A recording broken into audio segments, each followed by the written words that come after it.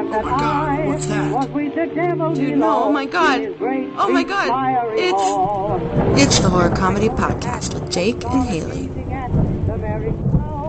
Who came to witness the show, and I must confess to you, there were many there I knew at the devil's ball. Welcome back to the Horror Comedy Podcast. Folks, it is the summer of serving Cunty 3, and I will be your hostess today. My name is Haley, and this is the only podcast where I, a notorious bisexual, try to scare you, a loyal listener, by getting you super stoned and telling you a true, scary story. I know what you're thinking. Where's Jake?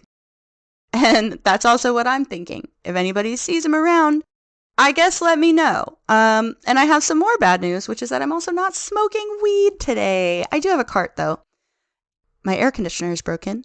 It's approximately 900 degrees in my house, and the landlord will be here soon to fix the problem, so I am not partaking. If you're out there toking, please take another hit from me. Love you so much. From 1975 to 1977, a study was conducted in Manitoba, Canada, in the town of Dauphin. The entire town of Dauphin was given a universal base income. In 1971, the income was about $25,000, and by 76, it was $39,000. Somehow, giving people free money got expensive really fast, and in 1976, the project was abandoned due to lack of funds, and that left the data to sit on a shelf unanalyzed. In 2020, the data was finally looked at by two scientists named David Kalnitsky and Pilar Gonalons Pons. They looked at the crime rates in the Dauphin area, as well as the information from the census of towns nearby, to get a clearer picture of the crime rates before and after universal base income hit Dauphin. Before UBI, Dauphin averaged 600 crimes per 100,000 people. After UBI, that number dropped almost in half to 350 per 100,000 people. I mean, that makes sense, right? Because if you're hungry and you have nothing to lose if you get caught stealing food. Poverty can certainly drive people to desperate places. I got caught shoplifting once. I was 16. I worked at a Wendy's. I had just got my period, and back then my period was super bad. I know I'm always talking about my period on here. I'm so sorry, but I needed underwear and I needed menstrual products. And it was my dad's birthday. And I needed a card. I did have some money, but I only made $7.50 an hour, and I had to decide between spending all of my money on what I needed or just stealing it. And because I was desperate, I chose to steal. What are the limits on desperation? Could it drive someone insane? Could it make someone really, really vulnerable to crime?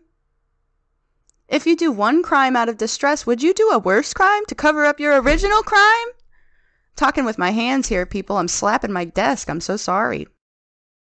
Get in the time machine, y'all, because we're going back to try to find out.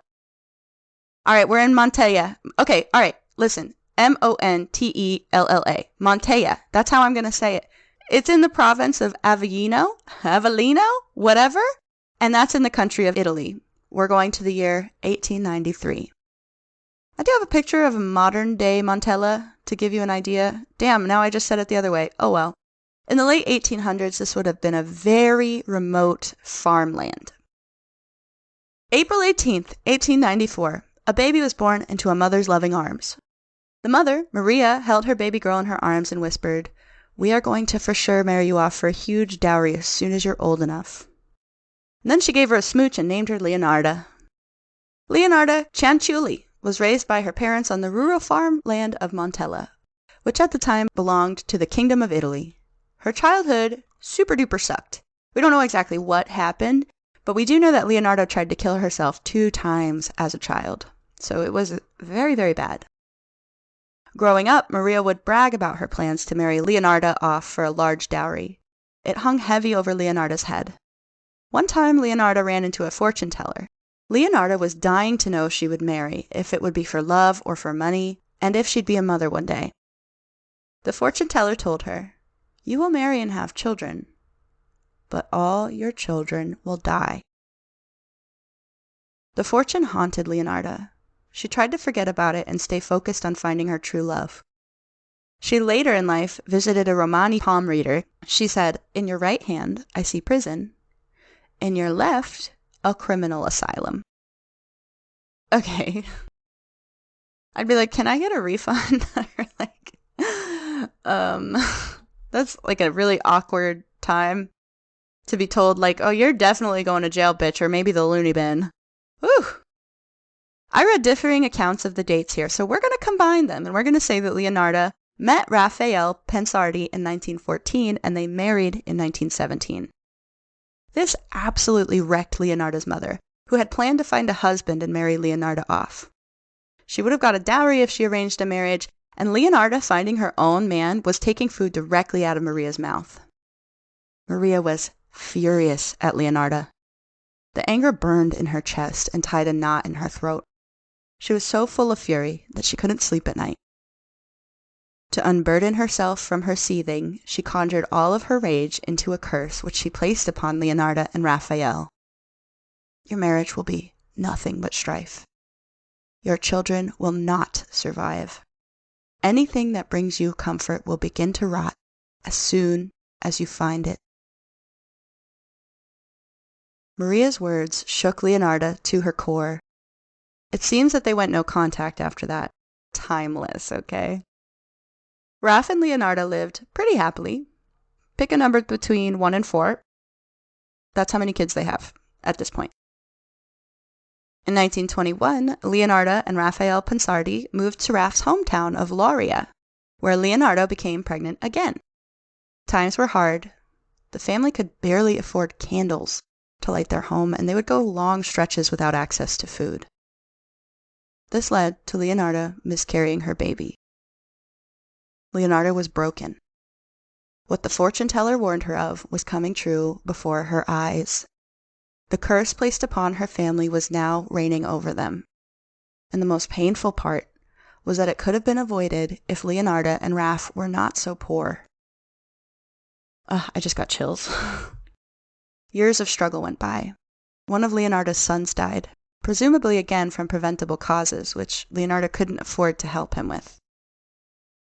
In 1927, Leonarda was busted for fraud, which I am so fucking curious. If anybody knows, please tell me. How could you possibly commit fraud in 1927? Like, you just lie, right? Like, you go to the bank, you say, like, oh, man, I am rich, but there's no bank. Hold on. Wait, it wouldn't be the bank. I don't know. Like, how would you... You'd go to the market. You'd say, I have so much money, but it's in public bonds. Because they had that back then. They had public bonds. And, like, so I'm just waiting for that to come through. So, like, if you give me this cow or whatever, I got you plus interest, like, next week. I'm sure that's probably it. It's probably something like that. Leonarda was sent to jail, and she served 3 years. While there, 2 more of her kids died. So everything is coming true. It's all happening. To quote Almost Famous, in 1930, Leonarda came home. The couple got busy, and Leonarda was soon pregnant again. They were trying to 3D print replacements for the ones that they lost, I guess. That's incredibly insensitive, and I'm sorry I made that joke. They moved to Lacedonia, where Leonarda miscarried again, bro. Later that year, an earthquake hit, and it destroyed their home. The family had more children, and then they moved to Correggio, where she opened a shop. Leonarda had successfully outrun her unfortunate past for now. She became very well respected and popular in the community. She even started to tell people's fortunes, and she had a tarot deck that she would use to help people get answers, and people would pay her for that service. Now, here's grim trivia. Would you like to guess how many times, parasocial girlies, the Pensardis got pregnant? Did you make your guess? 17, bro. 17 pregnancies. 3 of those were miscarriages. 10 of them died in childhood. So by 1939, Leonarda and Raph had only 4 living children left. The words of the fortune teller played on repeat in her head. You will marry and have children, but all your children will die. The curse her mother put on her family repeated over and over again. Your marriage will be nothing but strife. Your children will not survive. Anything that brings you comfort will begin to rot as soon as you find it. It tortured Leonarda. How could she keep her last 4 children, especially her favorite and oldest son, Giuseppe? How could she keep them alive? There was nothing she wouldn't give. There was no sacrifice too great. In 1939, Giuseppe told her that he'd be joining the Italian Royal Army to fight in World War II. Her heart sank. She felt like she couldn't breathe. She collapsed to her knees and begged him not to go. But she could not change his mind. Leonarda couldn't sleep for days. How could she protect her Giuseppe? There was nothing she wouldn't give. There was no sacrifice too great. Oh my God, that's it, she thought. Sacrifice. For the first time in a long time, an eerie calm settled in Leonarda's mind. She had her answer. She would make a sacrifice. As many as it took. She fell asleep that night with a smile on her face.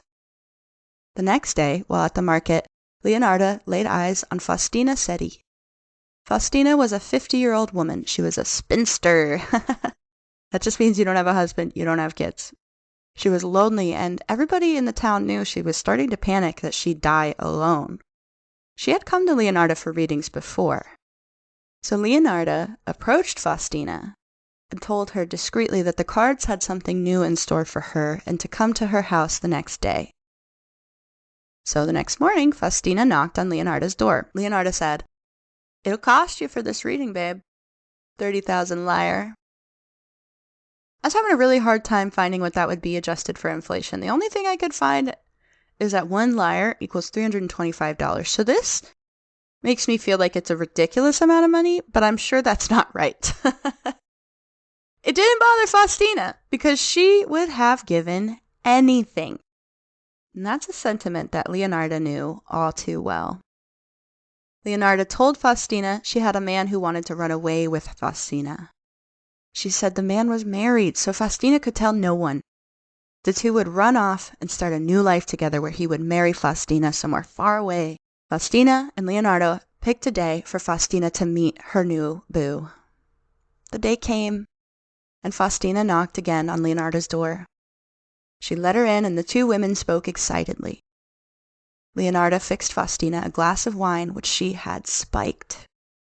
Leonarda confirmed that Faustina told no one of her departure, and she suggested that Faustina write goodbye letters to them to let them know she had run off to be married and not to worry about her. And she said that she would distribute these to all of Faustina's friends and families after she leaves, so that they can't stop her or anything, you know? Faustina agreed, and she wrote postcards and letters to her loved ones saying, "Hey, I fell in love, I ran off, I'm fine, you're not going to hear from me again, most likely, but don't worry about that." Minutes after finishing her glass of wine, Faustina collapsed face first onto the table. Leonarda dragged Faustina off of the chair and let her thump her head harshly onto the ground. Leonarda dragged every limp pound of Faustina through the house, across the floor, and into a large, empty closet. Then she went and fetched her hatchet. She dug through Faustina's clothes and took whatever other valuables she had on her.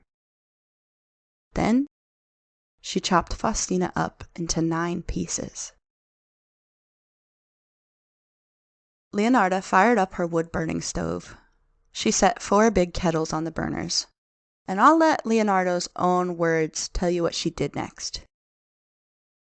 I threw the pieces into a pot, added 7 kilos of caustic soda, which I had bought to make soap, and I stirred the whole mixture until the pieces dissolved into a thick, dark mush that I poured into several buckets and emptied into a nearby septic tank. As for the blood in the basin, I waited until it coagulated, dried it in the oven, ground it and mixed it with flour, sugar, chocolate, milk, and eggs, as well as a bit of margarine, kneading all the ingredients together. I made lots of crunchy tea cakes, and I served them to the ladies who came to visit, though Giuseppe and I also ate them. I'm not gonna lie, that kind of gave me a stomach ache. Like, I don't know if it was just like saying those words together or like the idea of like being fed someone and you don't know it. Or I don't know if it's the idea that I could be chopped up into 9 pieces and someone could melt me into a dark mush, which they flush, essentially. Like, I don't know what it is about this, but something about this is making me feel sick. She sent off the letters and postcards strategically. She spaced them out so that it seemed like Faustina had sent them throughout her travels. Nobody knew anything was wrong. But Leonardo's looming anxiety about the death of her son Giuseppe did not go away. She did not feel the job was done. As she went about her business, she kept an eye open for her next sacrifice. In 1940, Leonarda met Francesca Salvi. Francesca was destitute and wanted a job badly. Leonarda promised her she could get her somewhere that would offer her room and board as well as a good income. Leonarda told Francesca to be at a certain meeting place on September 5th, 1940, but to come and say goodbye to her first. September 5th, 1940 came, and Francesca knocked on Leonarda's doors with tears in her eyes because she was so grateful for the opportunity to have a home and work her way out of poverty. They sat together and had coffee. Leonarda convinced Francesca to write postcards saying goodbye to her friends. And she suggested that Francesca not include the name of the monastery she'd be staying and working at to avoid anyone sabotaging her new life. Francesca sat, happily writing her goodbyes, until she passed out face first onto the table from the spiked coffee. Interestingly, Leonarda did not give a lot of details about this murder or what she did with Francesca after the murder. And I guess she was a bit more careful this go-around because the evidence wasn't as obvious. We do know that she took 3,000 lire from Francesca's body. A few weeks later, Leonarda met 53-year-old Virginia Cacioppo. Virginia used to be a starlet, for lack of a better word. At the time, she had sung famous operas, she had a large wealth of jewels and bonds, a bunch of high-quality clothes and shoes. But her voice became less powerful with age, and she was forced out of opera singing and into the remote town of Correggio. Virginia had only memories of the days where everybody loved her. Leonarda could smell Virginia's longing to be loved like a shark smells blood in the water. She knew she had her target. She told Virginia that she had a friend who owned a theater in Florence and asked if Virginia could keep a secret. See, her friend who owned the theater wanted to fire his secretary. He was looking for somebody who knew about opera, someone who had experience dealing with the finer things in life and fancy crowds of people, someone who could be discreet, because if the secretary found out she was being replaced, she'd burn that whole building down. The plan was to fire the secretary and escort her out and then bring Virginia in literally right behind her to take over. There could be no lapse. So if Virginia wanted this chance, she'd have to act fast and keep it a secret. And Virginia did want. Leonarda and Virginia agreed on a day to meet up to discuss the dates she'd be leaving and the details of her housing once she arrived in Florence. September 30th, 1940. Virginia came to Leonarda's house. I'll let Leonarda say this part in her own words. She ended up in the pot like the other two. Her flesh was fat and white. When it had melted, I added a bottle of cologne, and after a long time on the boil, I was able to make some most acceptable creamy soap. I gave bars to neighbors and acquaintances. The cakes, too, were better. That woman was really sweet. That really makes me feel a certain way. Next time I get described as sweet, I'm going to really side-eye it. That, oh my God, brings new meaning to the phrase sweet woman. Oh my sweet baby Jesus. Leonarda sold all of Virginia's clothes and shoes. She took 50,000 lire, all the jewels on her person, and any public bonds that she had on her.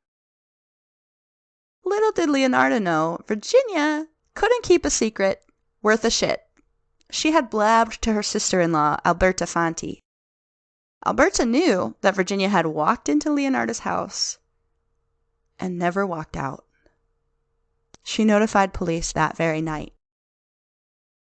The police began to investigate and found that Leonarda was not super careful in her cover-up of her crimes.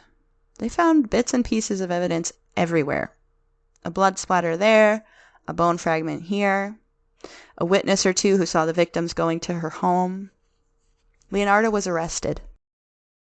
She maintained her innocence until the police started to suspect her son Giuseppe was involved in the murder. And then she confessed to all of it. She never apologized at her trial. She didn't seem the least bit remorseful. And in fact, she actually would correct people during trial about like details that were irrelevant and just brutal and nasty. Like silly things, like what kind of ladle she used while she was cooking these people. She was sentenced to 30 years. And she died in a criminal asylum on October 15th, 1970. And that is the gruesome story of the soap maker of Correggio. Are you scared? I am. Sources for this week include How Poverty Drives Violent Crime by OK Justice Reform, a Wikipedia article on Leonarda Cianciulli, and an article called The Correggio Soap Maker, an article called Sodium Get Rid of Dirt and Murder Victims by BBC News, and an article called A Copper Ladle. But don't take it for my words. That's sort of like what I meant to say. We're going to keep it. Check it out for yourself at the link in our show notes. If you have a scary story, email it to me at the Horror Comedy Potcast, Podcast, at gmail.com. If you send me a scary email, I'll most likely read it on the pod. We're on YouTube now also, which is fucking awesome. We don't usually cover true crime. I just thought this story was like super interesting. And it happened so long ago that I don't feel like a disgusting scumbag for talking about it. I'm afraid. What if her ghost comes back to kill me because I'm being exploitive? I hope not. Anyway, don't forget to drink water.